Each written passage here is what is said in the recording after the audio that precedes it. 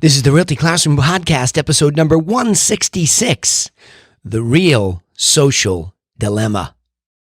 Are you a real estate agent with an entrepreneurial spirit who wants to turn your job into a business without sacrificing your lifestyle, but you just can't seem to find the right plan to help you get there?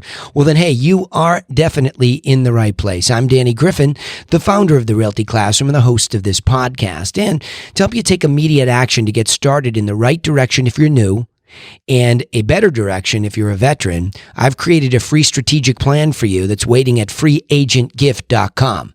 I know strategic plan sounds a little bit scary, but what if I told you I summed it up in one page, an infographic that describes how the business really works and helps you begin to develop a stupid, simple strategy to be more successful? Again, I wish 21 years ago, somebody had hit me over the head with something like that. It would have really saved me a lot of time. But in this episode, I want to cover something that's very, very up to date. It's the world we all live in. It has to do with social media. And I call this episode The Real Social Dilemma, because it is. And I know that firsthand because in the Realty Classroom Mastermind, where we really get after it, well, on Thursday, we got into it. And I have a couple clients that are super savvy when it comes to production. In fact, one owns a media company. And so we really started to mix it up. And when I wrestle, fight, argue, debate with my mastermind, it's healthy because we're attacking belief systems to make sure we're being honest. Because it's very easy to get caught up in what we believe, all of us, you included, what we believe is right. And that might have nothing to do with the way that the world really works, meaning the world of real estate really works. Because ultimately, it is the consumer that is going to reward us with business. And not just any business. That's going to be a key topic in here today. Not just any business. Look, you can do one deal because you have a YouTube channel and you can validate that and say, see, I told you it works. Well, I get it, but that's not evidence that that's some sort of a sustainable social approach to building a business in its entirety. Nor does it really answer the question, how does that help you get listings at or above the median price, which is going to keep you profitable in the area that you want to do business? So, there's some real questioning that has to go on here, and hopefully I'm going to shake the tree here about social media. So the first point here is that the first mistake is creative. The creative brain, and mine is alive and well, and it's why I'm an entrepreneur. I think I'm probably unemployable to a certain extent because I want so badly to create a business. I never knew that when I was young, and I had a lot of dilemma when I was working in a corporate structure, and I didn't really know why and what was quote-unquote wrong with me. Well, it was just this burning desire to create something, build something from scratch. I've been taking bikes apart since I was a kid, never put them back together, so it was time to put something together. And so creative is a big part of my brain. I think in pictures. I'm very visual. I have to see things. When you see me coach over there on the other side of the room, there's a whiteboard that I can go to. There's a screen that I can put visuals up on for everybody. And so I'm very, very creative myself. So I'm empathetic to all of you that just have this burning desire to create. But the idea of creation for the sake of just creation can be dangerous. And one thing that I have really learned is to be disciplined in thinking strategically. And I think that leads to the next point that I will start with here today about social. So whether it be Facebook, YouTube, those are the two biggies, especially YouTube. Let me say that first, because that's how a lot of this conversation got provoked last week in my mastermind, was around YouTube and what we should be doing with that platform. And then there's Facebook, and I was wrestling with. I use StreamYard, and I was trying to broadcast out to all these places, and Facebook mistakenly, saw something wrong with my account, and shut the whole thing down. Well, all of a sudden, my business is shut down in the way that I distribute content. It can be frustrating. So these social platforms are very complex to the extent there's a lot going on behind the scenes that we can't see, and we have to remember it's a medium through which we deliver our message. That's what a social platform is, a medium through which we deliver our message. And our message becomes something that you really, really have to think about. What is your message? And I have several people in my group that come up with these cutesy, neat, funny, all sorts of different personas that they want to create. And I like them. And I do think they're attractive as a creative, as a director per se of some of these folks, and trying to help them become that persona. I think it's great. But it's very easy to get high on that persona that we create. It's that narcissistic desire in all of us to be loved, to be liked, to be noticed, to be recognized. We want that. And these platforms are amazingly good at that. And so if you put a very high priority on being liked and noticed and all that, can you get sucked into a social platform and spend a lot of time? And I think it's great. But is it a hobby? Let that sink in for a second. I've always challenged myself and my mastermind and coaching members. Are you being intentional at growing a business and understanding that when you're intentional about growing a business, you're listening to the business itself? Globally, how does the business work? Michael Gerber challenges that fabulously in his book, The E-Myth. Are you really paying attention to the way the business works? Do you know how the business works? And don't assume that you do. By the way, it's much more complex in stringing together simple ideas on how the business works. I mean, I know when you look at a McDonald's or a Starbucks or a Chick-fil-A these days, it's pretty simple. But there's a lot of sophistication and detail and strategy that goes in to the performance and the orchestrated way that business is performed. So if you looked at the fryer later, or let's go to the drive-through window. That's even a better example. The drive-through window is a medium for the delivery of the food. It's an amazing little concept, little idea. But the way that works is very complex. Behind it, right? So we see the drive-through window, and we just presume that certain things happen that way when there's all sorts of stuff that goes behind the scenes to make that medium of the drive-through window work. And are we using it the right way? And is there a long line? Is it actually getting there? Is it actually turning people off versus turning them on? See, when you look at other businesses, I think it helps you take a step back. So let's come back to the social platform as a medium.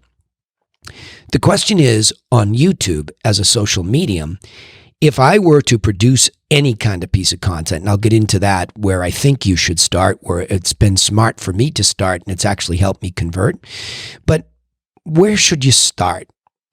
When you create a piece of content, and everybody out there is an expert these days, just beware, will you please? Everybody just waxes on about how great they are at getting you organic rankings. And okay, that's an extraordinary long process, and typically one in the long tail keyword world, because you know why? Every major corporation that's competing against you already has an army of people trying to play the keyword game. And they already have armies of content creators. So, are you really going backwards in your understanding? So you say, well, okay, that's exasperating. Then won't do YouTube. No, that's not it either. Just look at the platform as something that's strategic and available to you as a guerrilla marketer, right? Conrad Levinson wrote a great book, Guerrilla Marketing. And that means really to be resourceful, as the small David versus Goliath per se. To think about that medium and say, okay, if I'm going to be on YouTube, how could I get that message? When I decide what message, I'll get into that in the next point. When I decide that next message, how do I get it up onto YouTube and then in front of the people or the marketplace? So I have this message and I have to get in front of that segment of the market I want. Let's say it's sellers, in my case, on Cape Cod or downtown Boston. Very specific. I know exactly who they are, where they are, what they want to buy or what they want to sell. I know that very specifically because I've made that decision. In this nonsense of I'll just do business with anybody, that killed me in the beginning of my career and took a long time to straighten that out. Yes, I did a lot of business very early on, and it was chaotic, exhausting, and burnt me out. So I had to get strategic. So I start to see things, whether it's a newspaper back in the day, a postcard, a phone call, an open house. Those are all mediums for the delivery of this message. So social just becomes this new digital medium.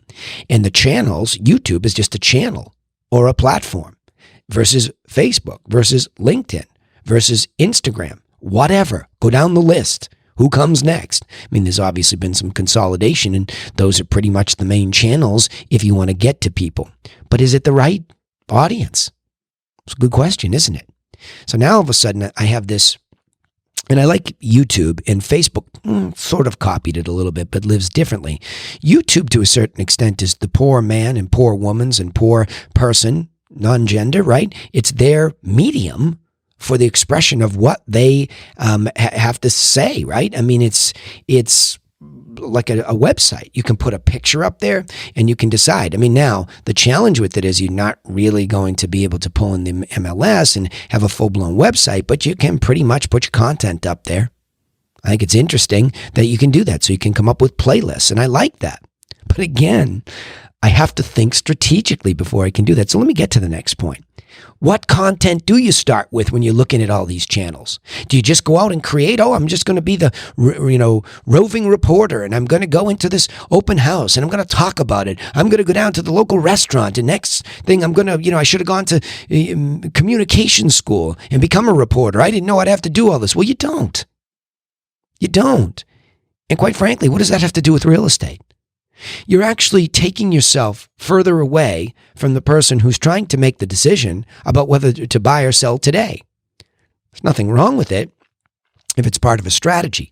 But why don't you just start your content with real estate professional information? And that helps you position yourself as actually a real estate agent. Hello? What are we doing here? Aren't you a real estate agent? Isn't that what you want to be known for? So that people that might buy or sell inside the next 12 months strike up a conversation with you and might be able to become one of your prospects where you serve them real estate information, pictures and details and properties, plus market updates. See what I mean? So what I did was I didn't even go to the mediums. I figured, well, those are just channels like ABC, NBC. They're just all different distribution channels for content. So let me think like a production company who's trying to position the company and me as a real estate professional. So everybody, I figured, would like to know, how's the market?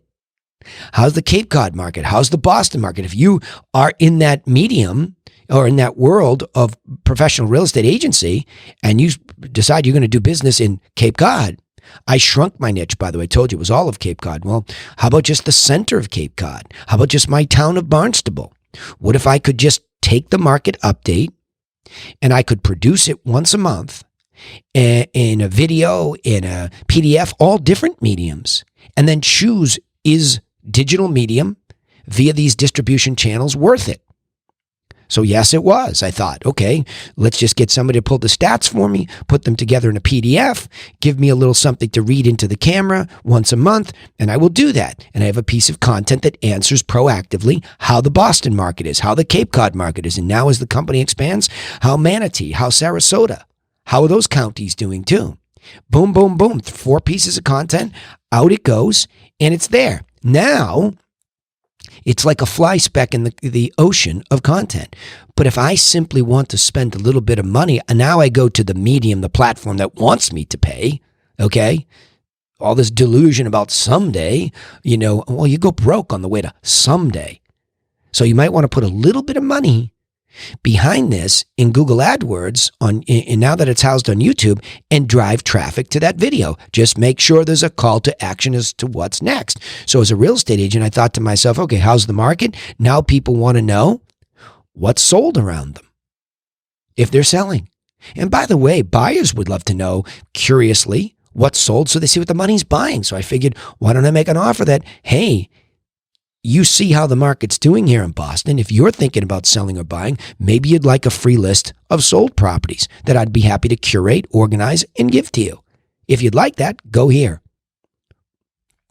Call me.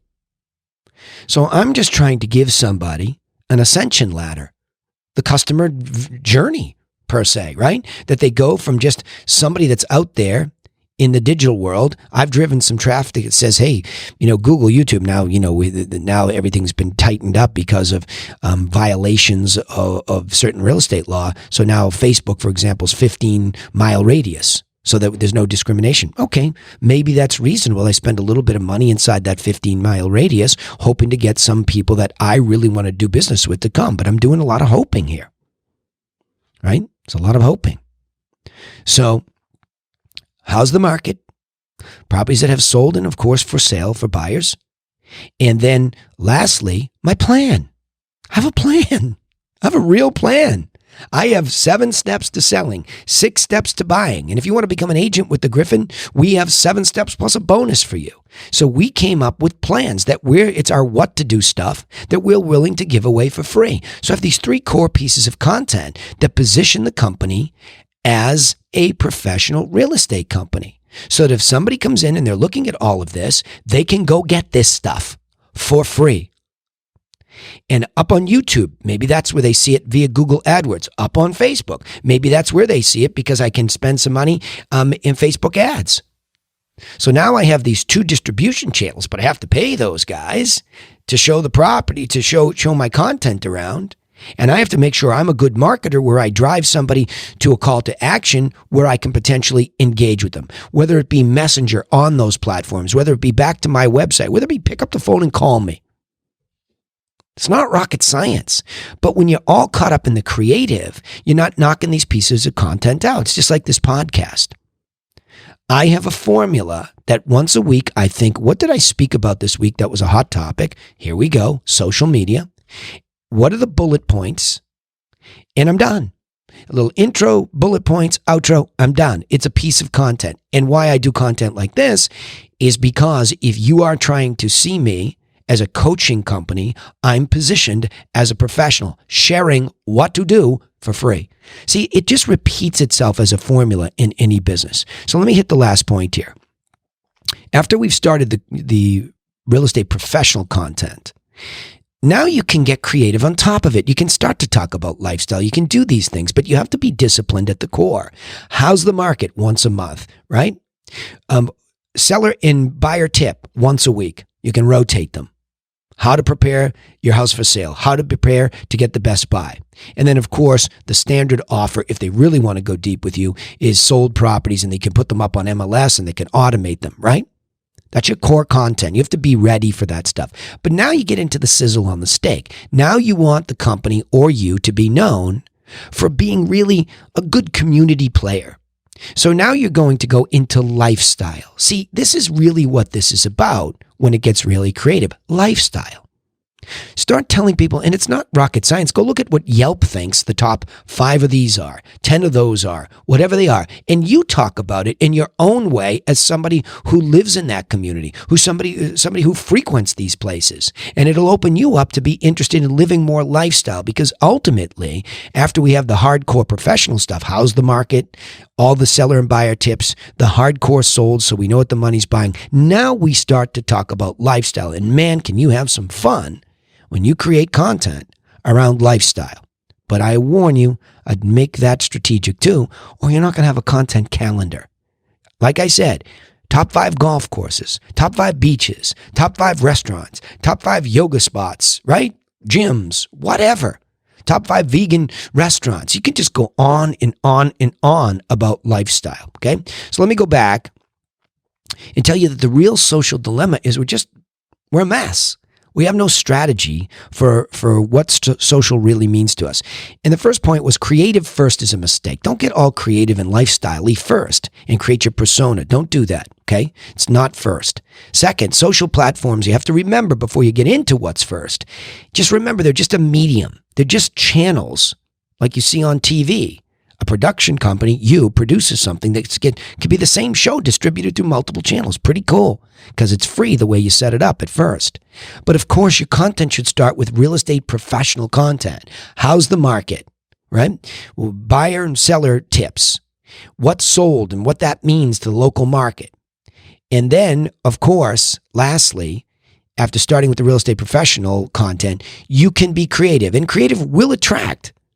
But once that attracts, you have to have them go somewhere to this core content. That's what the core content will be sitting there looking at, right? And it doesn't mean that people stop in perfectly into a formula. They could drop into your content anywhere. But at some point in time, when they like you and they begin to know you a little bit, right? Now they want to trust you. So now they start to look for content that does say, hey, not only is that person interesting enough to me, they're also professional. Okay, let me summarize it this way.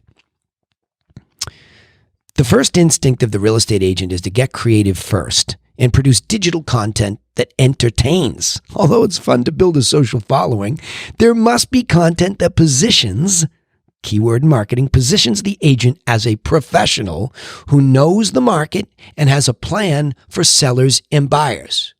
Now, without core content that helps position and convert, content is much ado about nothing but entertainment.